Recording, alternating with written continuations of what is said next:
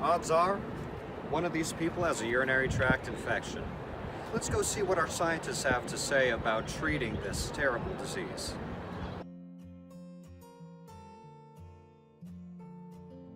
UTIs occur when uropathogenic E. coli bacteria are shed from the gut in feces and then spread to the urinary tract. These infections affect 150 million people globally each year and are successfully treated using antibiotics.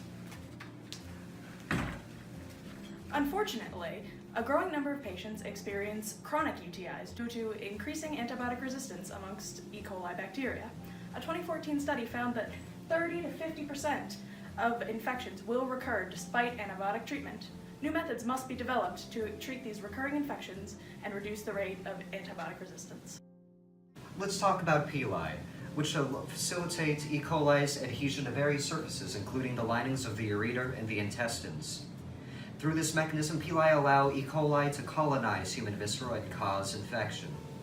9 important pili are encoded by these operons, and in this study, each of the 9 operons were deleted, and it was found that the FIM and UCL operon facilitate colonization of human viscera. Deleting both of these operons had a greater effect than the sum of either single deletion. Next, the lectin domains, which perform the actual adhesion to the surfaces, were stained red and allowed to adhere to cross-sections of mouse viscera. Now, the pre-treatment of these cross-sections prevented adhesion of the FIM and UCL lectin domains. This study also found that the FMH lectin domains bind best to the common sugar mannose, which we'll talk about more in a second. Antibiotics have been the treatment of choice for decades now, but what happens when resistance starts becoming more and more common? Like we learned in evolution by natural selection, when antibiotic-resistant bacteria survive and reproduce more than those that aren't resistant, we have a problem. Urinary tract infections are the perfect stage to exemplify this dilemma by using antimicrobials, a new wave of treatment.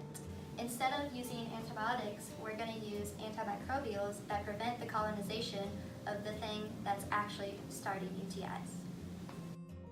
One example of these antimicrobial strategies is to target the lectin domains in these pili, where they actually bind to the intestines. So these scientists looked at model intestine systems, and they added mannose, which is a natural sugar, and they found that upon adding mannose, it prevented the binding of these pili to the intestinal walls. And this led to a lower concentration inside of the intestines. And lowering the concentration inside the intestines will allow the E. coli to have less occupation of the host organism.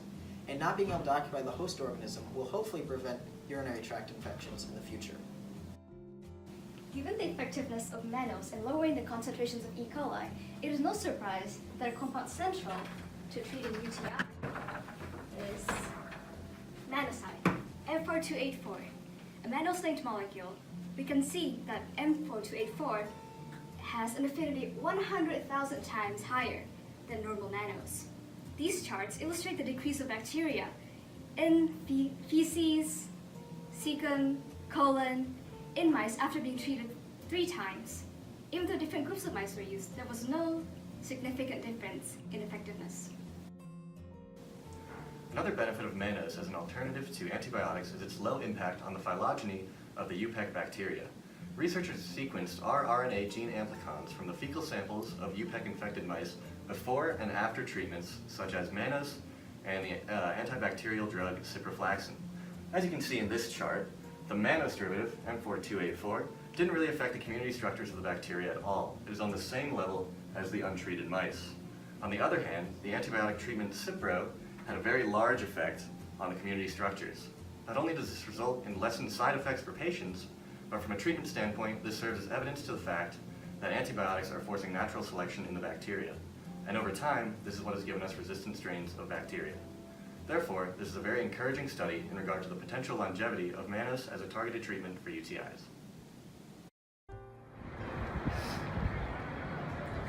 Wow. Isn't science amazing? Keep an eye out now. Mannocide may be coming to a pharmacy near you.